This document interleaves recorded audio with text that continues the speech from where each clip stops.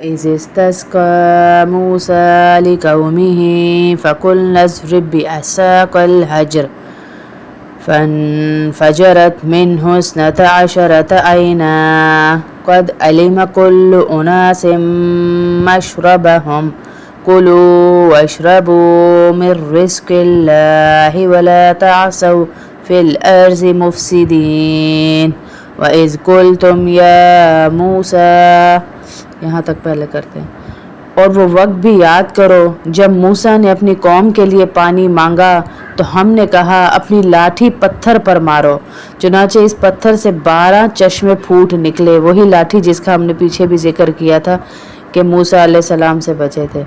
ہر ایک قبیلے نے اپنے پانی لینے کی جگہ معلوم کر لی۔ ہم نے کہا اللہ کا دیا ہوا رزق کھاؤ پیو اور زمین میں فساد مت مچانا۔ وَإِذْ قُلْتُمْ يَا مُوسَى لَن نَّصْبِرَ عَلَىٰ طَعَامٍ وَاحِدٍ فَادْعُ لَنَا رَبَّكَ يُخْرِجْ لَنَا مِمَّا تُنبِتُ الْأَرْضُ مِن بَقْلِهَا وَقِثَّائِهَا وَفُومِهَا وَعَدَسِهَا وَبَصَلِهَا قال اتستبدلون الذي هو ادنى بالذي هو خير۔ اور وہ وقت بھی یاد کرو جب تم نے کہا کہ اے موسیٰ ہم ایک ہی کھانے پر صبر نہیں کر سکتے، یعنی جو اللہ کی طرف سے اوپر سے دسترخوان مائدہ آ رہا تھا اس پر ہم صبر نہیں کر سکتے، لہٰذا ہماری خاطر اپنے پروردگار سے مانگیے کہ وہ ہمارے لیے کچھ اور چیزیں پیدا کریں جو زمین اگایا کرتی ہے، یعنی زمین کی ترکاریاں، اس کی ککڑیاں، اس کا گندم، اس کی دالیں، اس کا پیاز۔ تو قال تستبدلون الذی هو ادنی بالذی هو خیر، تو موسیٰ علیہ السلام نے کہا جو غذا بہتر تھی کیا تم اس کو ایسی چیزوں سے بدلنا چاہتے ہو جو گھٹیا درجے کی ہیں، یعنی وہ تو بہتر ہی ہوگی کیونکہ اللہ رب العزت کی طرف سے آ رہی ہے، تو تم اسے بدلنا چاہتے ہو ایسی چیزوں سے جو تمہیں محنت بھی کرنی پڑے گی اور زمین سے نکلیں گی اور خود۔ تو انہوں نے کہا ایسا ہی ہے، ہمیں جو چیزیں ہم اللہ سے مانگ رہے ہیں ہمیں وہ چیزیں چاہیے۔ جیسے یہ واقعہ اس وقت کا ہے جب بنی اسرائیل صحرائے سینا میں موجود تھے، محصور تھے، جو پیچھے ہم نے پڑھا کہ ان کو سزا دی گئی تھی کہ اسی بستی میں رہو اور یہاں پر رہو، تو وہاں پہ محصور تھے، وہاں پانی وغیرہ نہیں تھا، تو انہوں نے پانی مانگنے کے لیے کہا تو اللہ تعالیٰ نے ایک معجزے کے طور پر پتھر سے 12 چشمے نکالے، پتھر سے پانی نکال کر ان کو دکھایا تاکہ وہ سزا میں تو ہیں ہی ایمان لے آئیں، پوری طرح اللہ کو مان جائیں۔ حضرت یعقوب اسرائیل علیہ السلام کے 12 بیٹے تھے، ہر بیٹے کی اولاد مستقل ایک قبیلہ بن گئی، اسی طرح بنی اسرائیل 12 قبیلوں میں تقسیم ہو گئے۔ اللہ تعالیٰ نے ہر قبیلے کے لیے الگ چشمہ جاری فرمایا تاکہ کوئی الجھن پیش نہ آئے۔ اهبطوا مصرا فإن لكم ما سألتم وضربت عليهم الذلة والمسكنة وباءوا بغضب من الله ذلك بأنهم كانوا يكفرون بآيات الله ويقتلون النبيين بغير الحق ذالک بما عصوا وکانوا یعتدون۔ اہبطوا مصرا، خیر ایک شہر میں جا اترو، وہاں تمہیں وہ چیزیں مل جائیں گی جو تم نے مانگی ہیں، وہ جو پیچھے واقعہ ہم نے پڑھ لیا تھا پورا، یہ وہی واقعے کی طرف آ رہے ہیں۔ اور ان یہودیوں پر ذلت اور بے کسی کا ٹھپا لگا دیا گیا، کیوں؟ کیونکہ وہ اللہ کا غضب لے کر لوٹے۔ یہ سب اس لیے ہوا کہ وہ اللہ کی آیتوں کا انکار کرتے تھے اور پیغمبروں کو ناحق کر دیتے تھے، یہ سب اس لیے ہوا کہ انہوں نے نافرمانی کی اور بے حد زیادتیاں کی، یعنی کیا کیا انہوں نے؟ یہ وہی واقعہ جو پیچھے ہم گزار چکے ہیں پورے کا پورا۔ ان الذين آمنوا والذين هادوا والنصارى والصابئين من آمن بالله واليوم الآخر وعمل صالحا فلهم أجرهم عند ربهم ولا خوف عليهم ولا هم يحزنون۔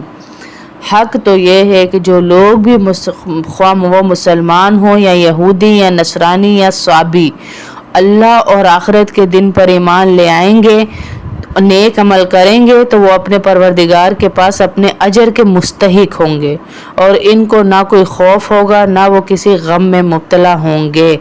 अब ये किसका जिक्र हो रहा है कि बनी इसराइल पर अल्लाह ताला के इनामात और इनकी नाफरमानियों के तज़किरे के बीच में ये आयत करीमा बनी इसराइल के एक बातिल घमंड बंदे के बारे में तरदीद करने के लिए आई ये आयत कि वो लोग कहा करते थे ये जो यहूदी हैं कि हमसे बड़ा कोई है ही नहीं, क्योंकि हमारा ये उनका ये अकीदा था हम अल्लाह के बड़े लाडले हैं, इसलिए अल्लाह ने हमारे लिए आसमानों से मायदा कहते हैं दस्तरखान को, आसमानों से मायदा उतारा, दस्तरखान उतारा। अल्लाह ने हमें मनो सलवा खिलाया कि जो हमारा दिल करता था हमने वो खाया, जो जो अल्लाह को हमने बोला वो हुआ। तो यहाँ पर अल्लाह उस बात की तरदीद कर रहे उस घमंडी बंदे की कि ऐसा घमंड ना रखो तुम सारे यहूदी, बल्कि जो भी आज भी यहूदियों का यही अकीदा है। आप देख ले वो कहते हैं कि हमसे ऊपर कोई नहीं है। मज़हब एक नस्ल परस्त मज़हब है यहूदियों का। वो अपनी नस्ल वाला जो यहूदी है उसकी बहुत इज्जत करते हैं। अगर उनकी बेटी बेटे से शादी करने के लिए कोई यहूदी हो जाए तो उसकी वो रिस्पेक्ट नहीं करते, वो जो उनका नस्ली यहूदी चला आ रहा है उसकी वो रिस्पेक्ट जो करते हैं, क्योंकि उनके अंदर ये घमंड है कि हमसे ऊपर कोई नहीं, हम अल्लाह के लाडले हैं। बहुत हमारे अंदर वो है कि अल्लाह ने हम पे बड़े इनामात किए। इस आयत ने वाज़े फरमा दिया कि हक किसी एक नस्ल तक महदूद नहीं है। जो भी हक की बात करेगा, नेक अमल करेगा, जो भी असल अहमियत ईमान की है, नेक अमल की है, वो नस्लों की नहीं है कि ये इसकी नस्ल ऊंची है इसकी नस्ल नीची है। नेक अमल जो करेगा और ईमान ले आएगा वो अल्लाह की नज़र में, जो शख्स भी अल्लाह और आखिरत पर ईमान लाने और अमल साले की बुनियादी शर्तें पूरी करेगा जो हमने शुरू में पढ़ी हैं, तो ख्वाह वो पहले किसी भी मज़हब या नस्ल से ताल्लुक़ रखता हो, कोई भी मज़हब नस्ल हो, उसकी अल्लाह के नज़दीक अजर का मुस्तहिक होगा। यहूदियों और नसरानियों के अलावा अरब में कुछ सितारा परस्त लोग भी थे कि सितारों की पूजा किया करते थे, उनको साबी कहते हैं। ये जो आया हुआ है ना यहाँ पे साबी, हाँ, तो चाहे वो साबी हो, अल्लाह पाक कह रहे हैं कोई भी हो, तो उनको जो है अजर मिलेगा। अगर वो अपनी बुनियादी शर्तें पूरी कर देंगे ईमान की तो मैं उनको अजर ही दूंगा। इस सिर्फ यहूदियों के साथ मंसूब नहीं है मेरे ये सारी चीज़ें जो हैं। यहाँ भी वाज़े रखी रहे कि अल्लाह पर ईमान लाने में इसके तमाम रसूलों पर ईमान लाना भी ज़रूरी है कि अल्लाह पर ईमान लाए तो उसकी बुनियादी शर्त ही ये है कि अल्लाह के नबी सल्लल्लाहु अलैहि वसल्लम पर भी ईमान लाना है हमें। चुनाचे जो पिछली आयतों में हमने पढ़ लिया वही तज़किरा है आगे। वइज़ अख़ज़ना मीसाक़कुम व रफ़अना फ़ौक़कुमुत-तूर ख़ुज़ू मा आतैनाकुम बिक़ुव्वतिन वज़्कुरू मा फ़ीहि लअल्लकुम तत्तक़ून। और वक्त याद करो जब हमने तुमसे तौरात पर अमल करने का अहद लिया था और कोहे तौर को तुम्हारे ऊपर उठा खड़ा किया था कि जो किताब हमने तुम्हें दी है इसको मजबूती से थामो और इसमें जो कुछ लिखा है इसको याद रखो ताकि तुम्हें तकवा हासिल हो। अल्लाह दोबारा वो अहद याद दिला रहे जो हमने पीछे भी जिक्र किया था कि अल्लाह पाक कह रहे हैं उस वक्त को भूल गए हो कि जो हमने अहद लिया था। इनमें से कुछ लोग थे जिन्होंने अल्लाह के नबी हज़रत मूसा अलैहिस्सलाम तौरात लेकर आए तो बनी इसराइल ने देखा कि बाज़ अहकाम बड़े सख्त हैं इसमें। जैसे हमारे मुसलमानों में भी लगता है कि बड़ी भाई इस्लाम की ये वाली चीज़ बड़ी सख्त है, बाज़ अहकाम बड़े सख्त हैं इसमें, तो इसलिए इससे बचने के बहाने तलाश करने लगे। पहले तो उन्होंने कहा अल्लाह ताला हमसे खुद बात करे, हमें खुद बराह रास्त तौरात पर अमल करने का कहे तो हम अमल करेंगे, वरना हम अमल नहीं करेंगे। मुतालबा अगरचे नामाकूल था लेकिन फिर भी अल्लाह ये हज़रत मूसा अलैहिस्सलाम इनको 70 आदमियों को मुंतखब किया कि ये बंदा मेरे साथ कोहे तूर पर चले और कोहे तूर पर चलकर अल्लाह से बात कर ले। तो वो कोहे तौर पर 70 लोगों को लेकर गए तो अल्लाह जिनको अल्लाह ताला ने बराह रास्त तौरात पर अमल का हुक्म दिया। मगर जब ये लोग वापस लौटे इन्होंने अपनी कौम के सामने तस्दीक तो कर दी पर आकर एक बात उसमें और ऐड कर दी कि अल्लाह ने कहा है कि जिस चीज़ पर तुम्हारा दिल करे वो कर लो, कोई दीन में सख्ती नहीं है। लेकिन एक बात ये भी बढ़ा दी कि जितना तुमसे हो सके इतना अमल कर लेना, ना हो सके तो हम माफ़ कर देंगे। अपने से ये बात बढ़ा कर दे दी। चुनांचे तौरात के जिस हुक्म में भी उन्हें मुश्किल लगती وہ اس پہ کہتے کہ اللہ نے کہا تھا نا کہ چھوٹ ہے، تو وہ چھوڑ دیتے تھے، وہ کہتے تھے نہیں یہ عمل مشکل ہے، اس طرح چھوڑتے چھوڑتے چھوڑتے چھوڑتے آج آپ دیکھ لیں یہودی کہاں کھڑے ہیں کہ اصل تورات رہی نہیں ہے ان کے پاس۔ پھر اسی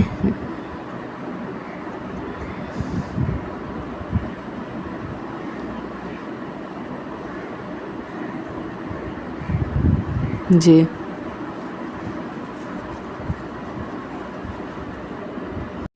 وَلَقَدْ عَلِمْتُمُ الَّذِينَ اعْتَدَوْا مِنْكُمْ فِي السَّبْتِ فَقُلْنَا لَهُمْ كُونُوا قِرَدَةً خَاسِئِينَ۔ اور تم اپنے ان لوگوں کو اچھی طرح جانتے ہو جو سینیچر یعنی ہفتے والے دن سبت کے معاملے میں حد سے گزر گئے تھے، چنانچہ ہم نے ان سے کہا تھا کہ تم دھتکارے ہوئے بندر بن جاؤ۔ یہ اللہ ایک اور قوم کا عذاب بتا رہے ہیں۔ اس پوری صورت میں ساری قوموں کے عذاب ہمیں بتائے جا رہے ہیں کہ کس کس قوم کو کیا کیا عذاب دیا گیا تھا، اس لیے تم سنبھل جاؤ۔ پہلی صورت ہے اس لیے اس میں سارے عذاب، اب یہاں پر اللہ رب العزت بتا رہے ہیں کہ تم اس قوم کو بھی جانتے ہو، سینیچر کو عربی اور عبرانی زبان میں سبت کہتے ہیں۔ یہودیوں کے لیے اس ایک مقدس دن مقرر تھا جس سے ان کے لیے معاشی سرگرمیاں ممنوع ہو گئی تھیں، یعنی چھٹی کرتے تھے یہ اس دن کے لیے۔ جن یہودیوں کا یہاں ذکر ہے وہ غالباً حضرت داؤد علیہ السلام کے زمانے میں کسی سمندر کے کنارے رہتے تھے اور مچھلیاں پکڑتے تھے۔ سینیچر کے دن مچھلیاں پکڑنا ان کے لیے ناجائز تھا، مگر شروع میں انہوں نے کچھ ہیلے بہانے کیے اور خلاف ورزی کرنا چاہی، پھر کھلم کھلا مچھلیاں پکڑنا شروع کر دیں۔ کچھ نیک لوگوں نے انہیں سمجھایا مگر وہ باز نہ آئے، بالآخر ان پر عذاب آیا اور ان کی صورتیں مسخ کر کے انہیں بندر بنا دیا گیا۔ یہ پورے کے پورے بندر بن گئے، پوری قوم۔ پہلے زمانے میں جیسے ہی گناہ ہوتا تھا اسی وقت ان کو عذاب دے کر ان کی شکل بدل دی جاتی تھی، یا ان کی بستی تباہ کر دی جاتی تھی، یا ان کے اوپر کوئی نہ کوئی ایسا عذاب آتا تھا۔ آج کے زمانے میں ہمیں ڈھیل اسی لیے ملی ہوئی ہے کہ ہم اللہ کے نبی صلی اللہ علیہ وسلم کے امتی ہیں۔ اگر ہمارے ساتھ یہ نسبت نہ ہوتی تو ہر قوم کا ہر گناہ اس قوم میں جمع ہو چکا ہوا ہے۔ یہ ہمارے اوپر اللہ کا خاص انعام ہے کہ اللہ نے ہمیں، یہ لوگ تھے اور آج کل جو ہم کہتے ہیں نا یہ وہی بندر ہیں، جو یہ عام بندر ہیں، یہ وہی سزا والے بندر ہیں، اسی لیے عقل مند ہیں، انسان ہیں۔ انسان ایسا کچھ نہیں ہے۔ جس قوم کو اللہ پاک عذاب دیتے ہیں اس کی کوئی شکل بھی باقی نہیں چھوڑتے، اس کو وہیں پورا ختم کر دیا۔ یہ بندر جانور ہیں، انسان نہیں ہے۔ عقل ان کی ظاہر جانوروں کی ویسے بھی انسانوں سے زیادہ، ایک پال لو، ایک آپ کتے ہی پال لو تو وہ کتنا عقل مند ہوتا ہے، کتنا اپنے مالک کے اشارے پہ ناچ رہا ہوتا ہے، تو وہ عقل ویسے ہی ہے ان کی، لیکن یہ وہ والے جانور بندر نہیں ہیں۔ فَجَعَلْنَاهَا نَكَالًا لِمَا بَيْنَ يَدَيْهَا وَمَا خَلْفَهَا وَمَوْعِظَةً لِلْمُتَّقِينَ۔ پھر ہم نے اس واقعے کو اس زمانے کے اور اس کے بعد کے لوگوں کے لیے عبرت اور ڈرنے والوں کے لیے نصیحت بنا دیا۔ وَإِذْ قَالَ مُوسَىٰ لِقَوْمِهِ إِنَّ اللَّهَ يَأْمُرُكُمْ أَن تَذْبَحُوا بَقَرَةً قَالُوا أَتَتَّخِذُنَا هُزُوًا قَالَ أَعُوذُ بِاللَّهِ أَنْ أَكُونَ مِنَ الْجَاهِلِينَ۔ اور وہ وقت یاد کرو جب موسیٰ نے اپنی قوم سے کہا تھا کہ اللہ تمہیں حکم دیتا ہے کہ تم ایک گائے ذبح کرو۔ وہ کہنے لگے کیا آپ ہمارا مذاق بناتے ہیں؟ موسیٰ نے کہا میں اس بات سے اللہ کی پناہ مانگتا ہوں کہ میں ایسے نادانوں میں شامل ہوں جو مذاق میں جھوٹ بولے۔ یہ اس وقت کا واقعہ ہے جب، جیسا کہ نیچے آیت میں آ رہا ہے، کہ ایک مقتول کا قاتل دریافت کرنے کے لیے دیا گیا تھا، اس لیے بنی اسرائیل اس کو مذاق سمجھا کہ گائے ذبح کرنے سے قاتل کیسے معلوم ہوگا۔ اللہ رب العزت نے ایک یہ واقعہ تھا، آگے یہ آئے گا انشاءاللہ، آیت نمبر اگلی آیت میں پڑھتے ہیں اس کو۔ قَالُوا ادْعُ لَنَا رَبَّكَ يُبَيِّن لَنَا مَا هِيَ قَالَ إِنَّهُ يَقُولُ إِنَّهَا بَقَرَةٌ لَا فَارِضٌ وَلَا بِكْرٌ عَوَانٌ بَيْنَ ذَلِكَ فَافْعَلُوا مَا تُؤْمَرُونَ۔ انہوں نے کہا کہ آپ ہماری خاطر اپنے رب سے درخواست کیجئے کہ ہمیں صاف صاف بتائیں کہ وہ گائے کیسی ہو، مذاق کرنے لگے کہ گائے کیسی ہو۔ اس نے کہا اللہ فرماتا ہے کہ وہ گائے ہو نہ بہت بوڑھی نہ بالکل بچی، بلکہ ان دونوں کے بیچ میں ہو۔ بس اب یہ جو حکم تمہیں دیا گیا ہے اس پہ حکم کر لو، اس پہ عمل کر لو۔ تو وہ پھر بھی مذاق اڑانے لگے۔ قالوا ادع لنا ربك يبين لنا ما لونها قال انه يقول انها بقرة صفراء فاقع لونها تسر الناظرین۔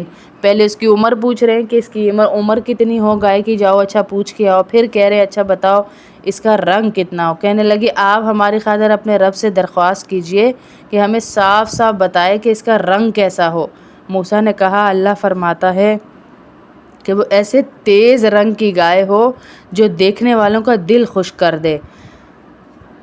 قالوا ادع لنا ربك يبين لنا ما هي ان البقرة تشابه علينا وإنا ان شاء الله لمهتدون۔ پہلے عمر پوچھ رہے ہیں، پھر رنگ پوچھ رہے ہیں، اب دوسری شرط کون سی تیسری لگا رہے ہیں۔ انہوں نے پھر کہا آپ ہماری خاطر اپنے رب سے درخواست کیجئے کہ ہمیں صاف صاف بتائیں کہ وہ گائے کیسی ہو۔ اس گائے نے تو ہمیں شبے میں ڈال دیا ہے، اور اللہ نے چاہا تو ہم ضرور اس کا پتہ لگا لیں گے۔ پھر اس سے پوچھ رہے قال انه يقول انها بقرة لا ذلول تثير الارض ولا تسقي الحرث مسلمة لا شية فيها قالوا الآن جئت بالحق فذبحوها وما كادوا يفعلون۔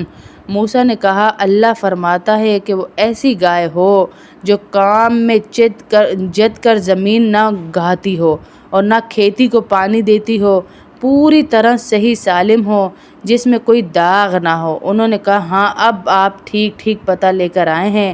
اس کے بعد انہوں نے اسے ذبح کیا، جبکہ لگتا نہیں تھا کہ وہ کر پائیں گے۔ مطلب یہ کہ شروع میں جب انہیں گائیں ذبح کرنے کا حکم ہوا تو کسی خاص قسم کی گائے نہیں بتائی گئی، چنانچہ وہ کوئی بھی گائے ذبح کر دیتے تو حکم پورا ہو جاتا۔ لیکن انہوں نے بیچ میں وہ کہتے ہیں نا بات پوچھ کے کوئی بھی کر دیتے۔ اللہ نے گائے کا حکم دیا تھا تو اللہ اسے پورا کر لیتے، لیکن انہوں نے پوچھ کے اس گائے کا جو ہے، چنانچہ وہ کوئی بھی گائے ذبح کرتے حکم پورا ہوتا۔ لیکن انہوں نے خواہ مخواہ کھود کر کرید کر، جس کے نتیجے میں اللہ تعالیٰ نے بھی نت نئی شرطیں عائد فرمائی، اور ایسی گائے تلاش کرنا مشکل ہو گیا جو ان شرطوں کو پورا کرتی۔ یہاں تک کہ ایک مرحلے پہ ایسا محسوس ہونے لگا کہ شاید وہ ایسی گائے تلاش کر کے ذبح کرنے کے قابل ہی نہ ہوں۔ اس واقعے میں یہ سبق دیا گیا کہ بلا وجہ غیر ضروری کھوج میں پڑنا بھی ٹھیک نہیں ہے، کہ بلا وجہ کسی نہ کسی کھوج میں پڑے رہنا، جو بات جتنی سادہ ہو اس پر اتنی ہی سادگی سے عمل کر لینا چاہیے۔ ہر بات کو کھوجنا نہیں چاہیے، ہر بات میں جو ہے وہم یا گمان نہیں پیدا کر لینے چاہیے، یہ یوں ہو جاتا یہ یوں ہو جاتا، تو یہ نہیں کرنا چاہیے۔ فَقُلْنَا اضْرِبُوا بِبَعْضِ وَإِذْ قَتَلْتُمْ نَفْسًا فَادَّارَأْتُمْ فِيهَا وَاللَّهُ مُخْرِجٌ مَا كُنْتُمْ تَكْتُمُونَ۔ اور یاد کرو جب تم نے ایک شخص کو قتل کر دیا تھا اور اس کے بعد اس کا الزام ایک دوسرے پر ڈال رہے تھے، اور اللہ وہ راز نکال باہر کرنا تھا اللہ نے جو تم چھپائے ہوئے تھے۔ یعنی یہ اس واقعے کی طرف اب بات آ رہی ہے ساری کہ اللہ رب العزت نے ان کو بتانا تھا۔ فَقُلْنَا اضْرِبُوهُ بِبَعْضِهَا كَذَلِكَ يُحْيِي اللَّهُ الْمَوْتَىٰ وَيُرِيكُمْ آيَاتِهِ لَعَلَّكُمْ تَعْقِلُونَ۔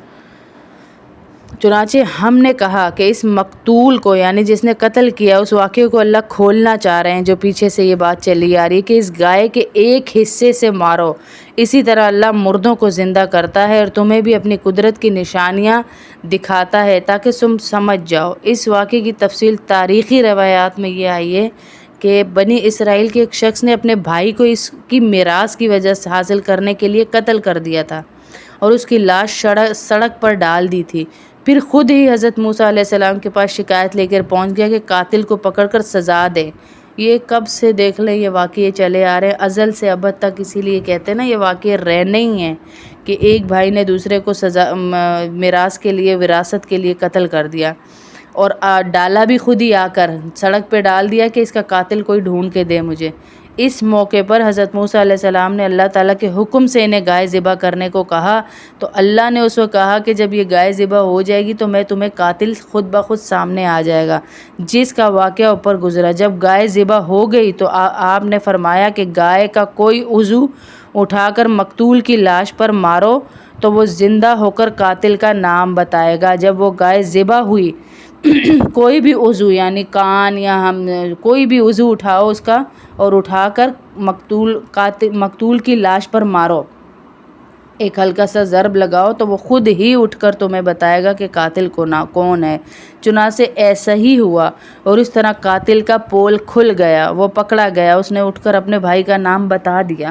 قاتل کی دریافت کے لیے یہ طریقہ اختیار کرنا ایک فائدہ تو یہ ہوا کہ قاتل کو کوئی بہانہ بنانے کا ہر راستہ بند ہو گیا۔ اس نے یہ نہیں کہا مجھ پہ الزام لگ رہا ہے، یہ ہو رہا ہے، وہ ہو رہا ہے، اٹھ کے مرے ہوئے بندے نے ہی بتا دیا کہ یہ ہوا۔ اور دوسرا فائدہ یہ کہ مردوں کو زندہ کرنے کی خدائی طاقت کا عملی مظاہرہ بھی ہو گیا کہ اللہ زندہ کر سکتا ہے۔ مظاہرہ کر کے ان لوگوں کی زبانیں بند کر دیں جو دوسری زندگی کو ناممکن سمجھتے تھے۔ وہ کہتے تھے یہی لائف ہے، زندگی جو ہے یہی ہے، اسے ہنسو کھیلو گزارو، کھاؤ پیو اور مر جاؤ۔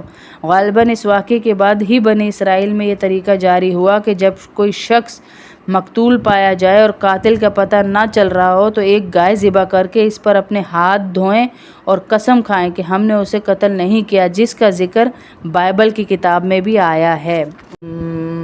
توليتم من بعد ذلك فلولا فضل الله عليكم ورحمته لكنتم من الخاسرين۔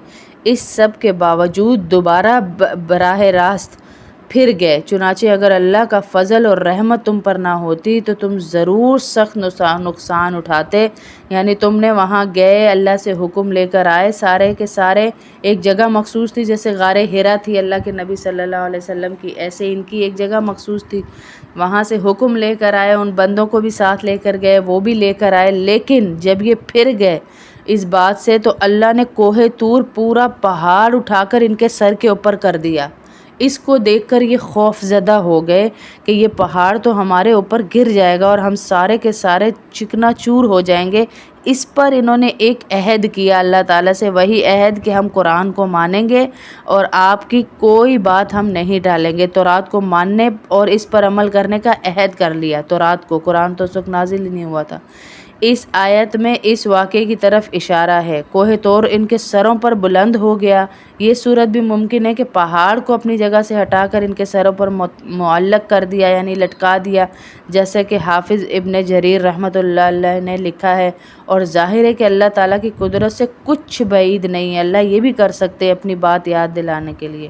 اور یہ بھی ممکن ہے کہ کوئی اور ایسی صورت پیدا فرمائی ہو کہ ان لوگوں کو ایسا محسوس ہوا کہ پہاڑ ان پر آ کر گرنے لگا ہے، مثلاً کوئی زلزلہ آنے لگا ہے جس سے انہیں ایسا لگا کہ پہاڑ گرنے والا ہے، چنانچہ انہوں نے اللہ سے عہد کیا، وہی عہد جس کا یہاں پہ ذکر ہو رہا ہے بار بار کہ تم اپنا عہد ہی بھول گئے جب ہم نے پہاڑ کو ان کے اوپر سے زور سے ہلایا، یہ گمان ہوا کہ ان پر گرنے لگا ہے۔ پھر ایمان قبول کرنے پر زور زبردستی مجبور نہیں کیا جا سکتا، لیکن جب ایک شخص ایمان لے آئے تو اسے نافرمانی پر سزا دی جاتی ہے اور ڈرایا دھمکا کر حکم منانے پر آمادہ کیا جاتا ہے۔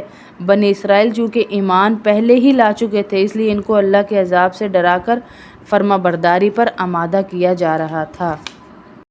وَلَقَدْ عَلِمْتُمُ الَّذِينَ اعْتَدَوْا مِنْكُمْ فِي السَّبْتِ فَقُلْنَا لَهُمْ كُونُوا قِرَدَةً خَاسِئِينَ۔ اور تم اپنے ان لوگوں کو اچھی طرح جانتے ہو جو سینیچر یعنی ہفتے والے دن سبت کے معاملے میں حد سے گزر گئے تھے، چنانچہ ہم نے ان سے کہا تھا کہ تم دھتکارے ہوئے بندر بن جاؤ، یہ اللہ ایک اور قوم کا عذاب بتا رہے ہیں۔ اس پوری صورت میں ساری قوموں کے عذاب ہمیں بتائے جا رہے ہیں کہ کس کس قوم کو کیا کیا عذاب دیا گیا تھا، اس لیے تم سنبھل جاؤ۔ پہلی صورت ہے، اس لیے اس میں سارے عذاب، اب یہاں پر اللہ رب العزت بتا رہے ہیں کہ تم اس قوم کو بھی جانتے ہو۔ سینیچر کو عربی اور عبرانی زبان میں سبت کہتے ہیں۔ یہودیوں کے لیے ایک مقدس دن مقرر تھا جس سے ان کے لیے معاشی سرگرمیاں ممنوع ہو گئی تھیں، یعنی چھٹی کرتے تھے یہ اس دن کے لیے۔ جن یہودیوں کا یہاں ذکر ہے وہ غالباً حضرت داؤد علیہ السلام کے زمانے میں کسی سمندر کے کنارے رہتے تھے اور مچھلیاں پکڑتے تھے۔ سینیچر کے دن مچھلیاں پکڑنا ان کے لیے ناجائز تھا، مگر شروع میں انہوں نے کچھ ہیلے بہانے کیے اور خلاف ورزی کرنا چاہی، پھر کھلا مچھلیاں پکڑنا شروع کر دیں۔ کچھ نیک لوگوں نے انہیں سمجھایا مگر وہ باز نہ آئے۔ بالآخر ان پر عذاب آیا اور ان کی صورتیں مسخ کر کے انہیں بندر بنا دیا گیا۔ یہ پورے کے پورے بندر بن گئے۔ پوری قوم پہلے زمانے میں جیسے ہی گناہ ہوتا تھا اسی وقت ان کو عذاب دے کر ان کی شکل بدل دی جاتی تھی، یا ان کی بستی تباہ کر دی جاتی تھی، یا ان کے اوپر کوئی نہ کوئی ایسا عذاب آتا تھا۔ آج کے زمانے میں ہمیں ڈھیل اسی لیے ملی ہوئی ہے کہ ہم اللہ کے نبی صلی اللہ علیہ وسلم کے امتی ہیں۔ اگر ہمارے ساتھ یہ نسبت نہ ہوتی تو ہر قوم کا ہر گناہ اس قوم میں جمع ہو چکا ہوا ہے۔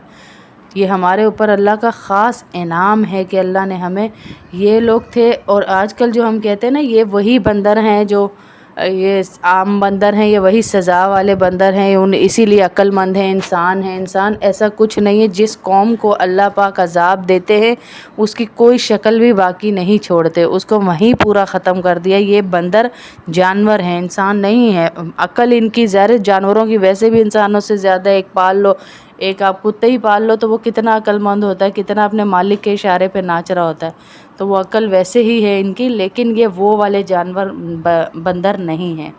فَجَعَلْنَاهَا نَكَالًا لِمَا بَيْنَ يَدَيْهَا وَمَا خَلْفَهَا وَمَوْعِظَةً لِلْمُتَّقِينَ۔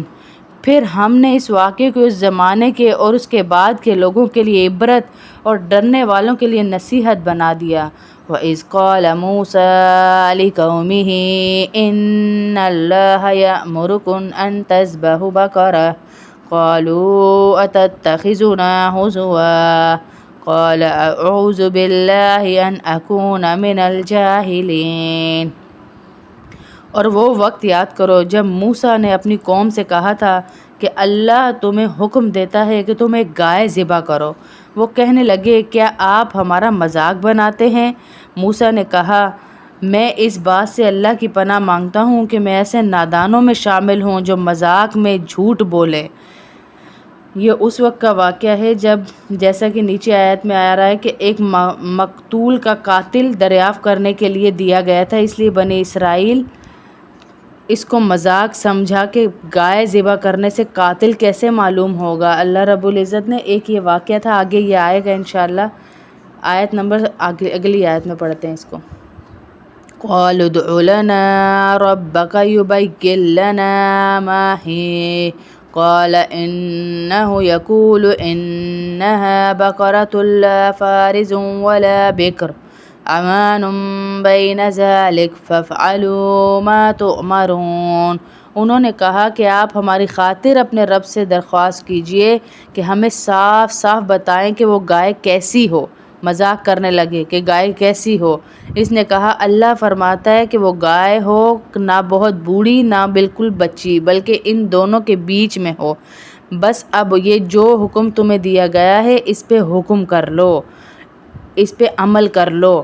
تو وہ پھر بھی مذاق اڑانے لگے۔ قَالُوا ادْعُ لَنَا رَبَّكَ يُبَيِّن لَنَا مَا لَوْنُهَا قَالَ إِنَّهُ يَقُولُ إِنَّهَا بَقَرَةٌ صَفْرَاءُ فَاقِعٌ لَوْنُهَا تَسُرُّ النَّاظِرِينَ۔ پہلے اس کی عمر پوچھ رہے ہیں کہ اس کی عمر کتنی ہو گائے کی، جاؤ اچھا پوچھ کے آؤ، پھر کہہ رہے ہیں اچھا بتاؤ اس کا رنگ کتنا ہو۔ کہنے لگے آپ ہماری خاطر اپنے رب سے درخواست کیجئے کہ ہمیں صاف صاف بتائے کہ اس کا رنگ کیسا ہو۔ موسیٰ نے کہا اللہ فرماتا ہے کہ وہ ایسے تیز رنگ کی گائے ہو جو دیکھنے والوں کا دل خوش کر دے۔ قالوا ادع لنا ربك يبين لنا ما هي إن البقرة تشابه علينا وإنا إن شاء الله لمهتدون۔ پہلے عمر پوچھ رہے ہیں، پھر رنگ پوچھ رہے ہیں، اب دوسری شرط کون سی تیسری لگا رہے ہیں۔ انہوں نے پھر کہا آپ ہماری خاطر اپنے رب سے درخواست کیجئے کہ ہمیں صاف صاف بتائیں کہ وہ گائے کیسی ہو۔ اس گائے نے تو ہمیں شبہ میں ڈال دیا ہے، اور اللہ نے چاہا تو ہم ضرور اس کا پتہ لگا لیں گے۔ پھر اس سے پوچھ رہے قال انه يقول انها بقرة لا ذلول تثير الارض ولا تسقي الحرث مسلمة لا شية فيها قالوا الآن جئت بالحق فذبحوها وما كادوا يفعلون۔ موسیٰ نے کہا اللہ فرماتا ہے کہ وہ ایسی گائے ہو جو کام میں جد کر زمین نہ گھاتی ہو اور نہ کھیتی کو پانی دیتی ہو، پوری طرح صحیح سالم ہو، جس میں کوئی داغ نہ ہو۔ انہوں نے کہا ہاں اب آپ ٹھیک پتہ لے کر آئے ہیں۔ اس کے بعد انہوں نے اسے ذبح کیا، جبکہ لگتا نہیں تھا کہ وہ کر پائیں گے۔ مطلب یہ کہ شروع میں جب انہیں گائیں ذبح کرنے کا حکم ہوا تو کسی خاص قسم کی گائے نہیں بتائی گئی، چنانچہ وہ کوئی بھی گائے ذبح کر دیتے تو حکم پورا ہو جاتا، لیکن انہوں نے بیچ میں وہ کہتے ہیں نا بات پوچھ کے کوئی بھی کر دیتے۔ اللہ نے گائے کا حکم دیا تھا تو اللہ اسے پورا کر لیتے، لیکن انہوں نے پوچھ کے اس گائے کا جو ہے، چنانچہ وہ کوئی بھی گائے ذبح کرتے حکم پورا ہوتا، لیکن انہیں خواہ مخواہ کھود کر کرید کر، جس کے نتیجے میں اللہ تعالیٰ نے بھی نت نئی شرطیں عائد فرمائی، اور ایسی گائے تلاش کرنا مشکل ہو گیا جو ان شرطوں کو پورا کرتی، یہاں تک کہ ایک مرحلے پہ ایسا محسوس ہونے لگا کہ شاید وہ ایسی گائے تلاش کر کے ذبح کرنے کے قابل ہی نہ ہوں۔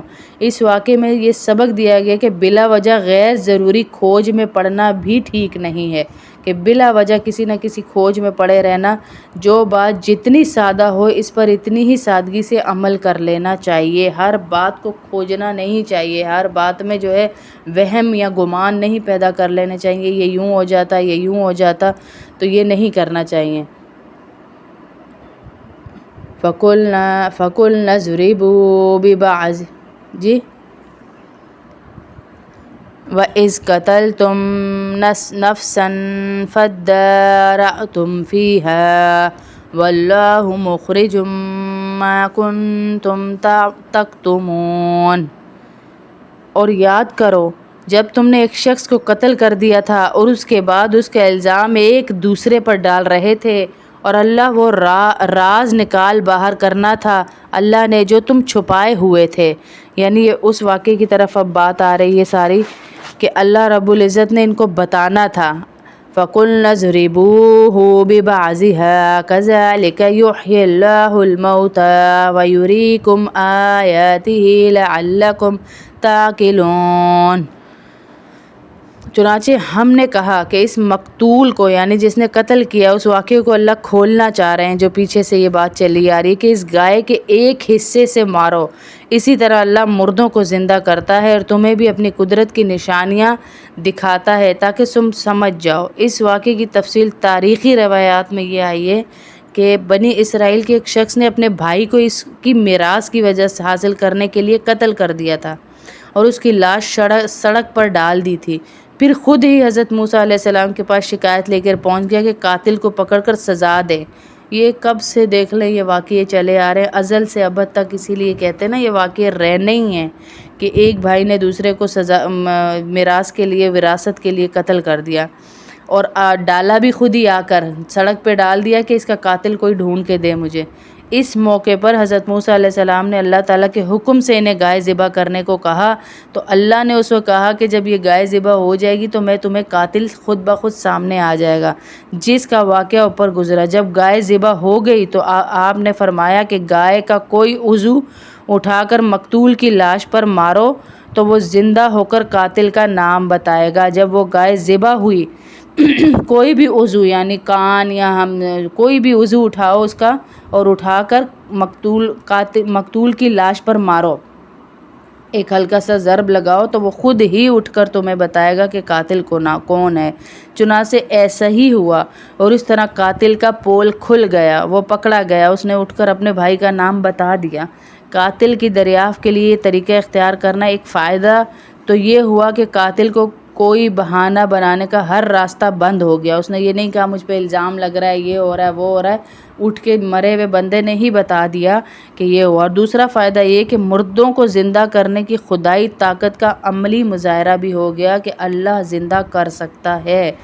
مظاہرہ کر کے ان لوگوں کی زبانیں بند کر دیں جو دوسری زندگی کو ناممکن سمجھتے تھے۔ وہ کہتے تھے یہی لائف ہے، زندگی جو ہے یہی ہے، اسے ہنسو کھیلو گزارو، کھاؤ پیو اور مر جاؤ۔ غالباً اس واقعے کے بعد ہی بنی اسرائیل میں یہ طریقہ جاری ہوا کہ جب کوئی شخص مقتول پایا جائے اور قاتل کا پتہ نہ چل رہا ہو تو ایک گائے ذبح کر کے اس پر اپنے ہاتھ دھوئیں اور قسم کھائیں کہ ہم نے اسے قتل نہیں کیا، جس کا ذکر بائبل کی کتاب میں بھی آیا ہے۔ وہاں پر بھی اس کا ذکر موجود ہے۔ فرما رہے ہیں ثم قست قلوبكم من بعد ذلك فهي كالحجارة أو أشد قسوة وَإِنَّ مِنَ الْحِجَارَةِ لَمَا يَتَفَجَّرُ مِنْهُ الْأَنْهَارُ وَإِنَّ مِنْهَا لَمَا يَشَّقَّقُ فَيَخْرُجُ مِنْهُ الْمَاءُ وَإِنَّ مِنْهَا لَمَا يَهْبِطُ مِنْ خَشْيَةِ اللَّهِ وَمَا اللَّهُ بِغَافِلٍ عَمَّا تَعْمَلُونَ۔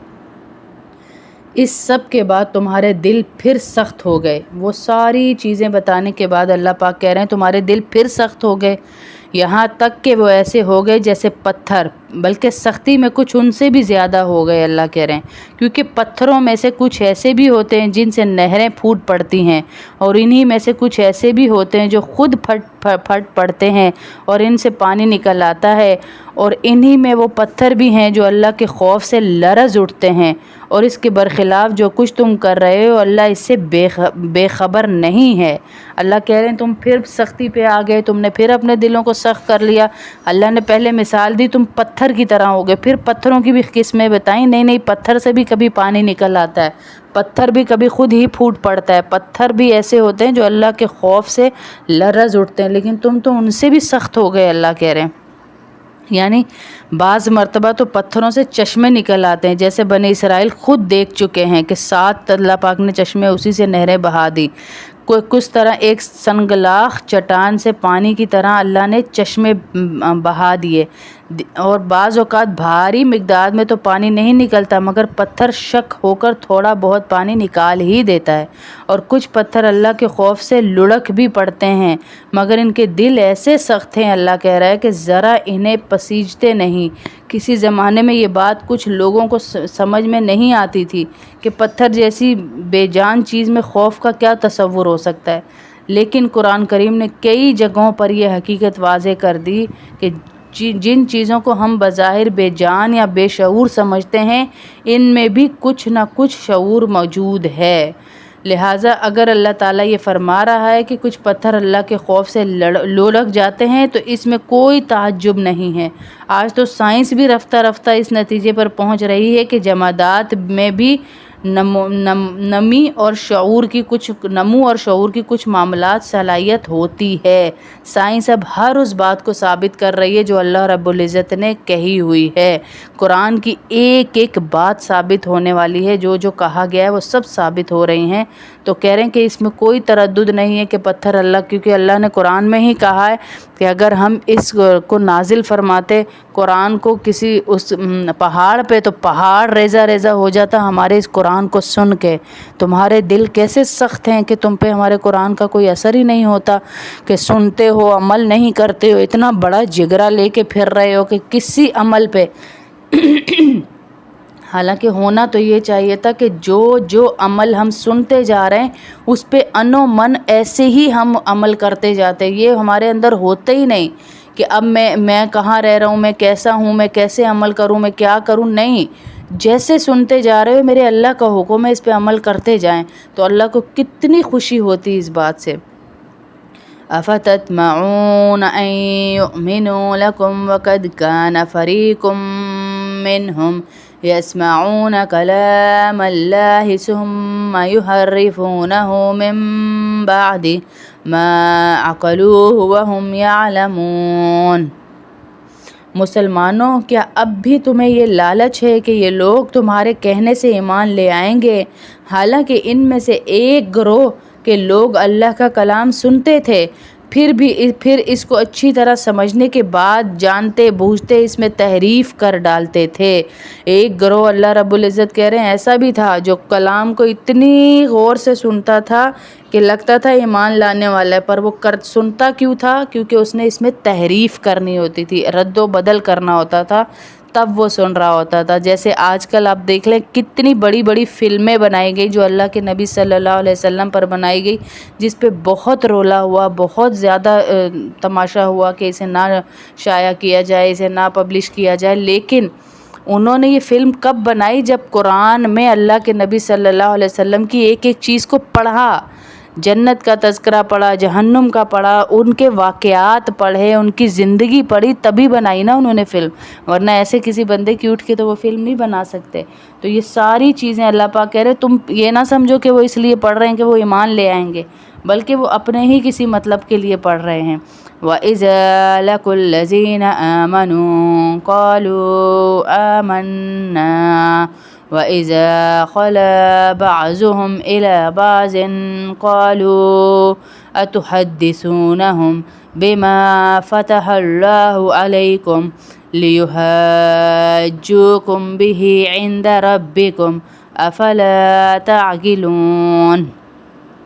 اور جب یہ لوگ ان مسلمانوں سے ملتے ہیں جو پہلے ایمان لا چکے ہیں تو زبان سے کہہ دیتے ہیں کہ ہم بھی ایمان لائے ہیں، اور جب یہ ایک دوسرے کے ساتھ تنہائی میں جاتے ہیں تو آپس میں ایک دوسرے سے کہتے ہیں کیا تم ان مسلمانوں کو وہ باتیں بتاتے ہو جو اللہ تعالیٰ نے تم پر کھولی ہیں تاکہ یہ مسلمان تمہارے پروردگار کے پاس جا کر انہیں تمہارے خلاف دلیل کے طور پہ پیش نہ کر دیں؟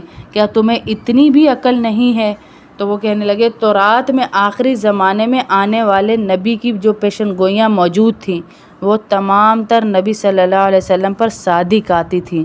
تمہیں بعض منافق یہودی جو مسلمانوں کے سامنے اپنے آپ کو مسلمان ظاہر کرتے تھے یہ پیشن گوئیاں مسلمانوں کو سنا دیتے تھے، اس پر دوسرے یہودی انہیں کہتے تھے کہ تنہائی میں ان کو ملامت کرتے تھے کہ مسلمان ان پیشن گوئیوں کو جان لیں گے تو قیامت میں ہمارے خلاف کھڑے ہو جائیں گے، استعمال کریں گے، اور ہمارے پاس ان کا کوئی جواب نہ ہوگا۔ یعنی وہ کہیں گے کہ ان کو پتہ تھا آخری نبی آنا ہے، اس پر بھی ایمان لانا ہمارے ایمان کا حصہ ہے، کیا کرتے ہو؟ ان کو یہ چیزیں نہ بتایا کرو۔ وہ جو یہودی تھے ان کو منع کرتے تھے۔ ظاہر ہے کہ یہ انتہائی بے وقوفی کی بات تھی، کیونکہ اگر مسلمان سے یہ پیشن گوئیاں چھپا بھی لی جاتی تو اللہ تو انہیں نہیں چھپا سکتے تھے نا، تو اللہ سے تو نہیں چھپ سکتی تھی، اللہ نے تو حجت قائم کرنی ہی ہے آخرت میں، وہ تو حجت قائم ہوگی کہ تمہاری اپنی کتاب میں لکھا ہوا تھا تم نے اس پر عمل نہیں کیا، جو آج نہیں کر رہی نئی نسل کہاں مانتی ہے۔ افلا تعقلون اولا يعلمون ان اللہ يعلم ما يسرون وما يعلنون۔ کیا یہ لوگ جو ایسی باتیں کرتے ہیں یہ نہیں جانتے کہ اللہ کو ان ساری باتوں کا خوب علم ہے جو چھپاتے ہیں اور جو وہ ظاہر کرتے ہیں۔ وَمِنْهُمْ أُمِّيُّونَ لَا يَعْلَمُونَ الْكِتَابَ إِلَّا أَمَانِيَّ وَإِنْ هُمْ إِلَّا يَظُنُّونَ۔ اور ان میں سے کچھ ان پڑھ ہیں جو کتاب تورات کا علم تو رکھتے نہیں، البتہ کچھ آرزوئیں پکائے بیٹھے ہیں اور ان کا کام بس یہ ہے کہ وہم و گمان باندھے رکھتے ہیں۔ ان کا کام بس یہ ہے کہ ہر وقت وہم و گمان میں ہی رہتے ہیں، حالانکہ آرزوئیں کوئی نہیں ہیں ان کی کہ ہم نے یہ کرنا ہے۔ قرآن پہ ایمان نہیں ہے، تورات پر نہ پڑھی ہے نہ پڑھنا آتا ہے، لیکن کیا ہے کہ آرزوئیں پالی ہوئی ہیں، یہ کر لیں یہ کر لیں، یہ ہو جائے ہمارے مذہب میں، یہ کر لیں۔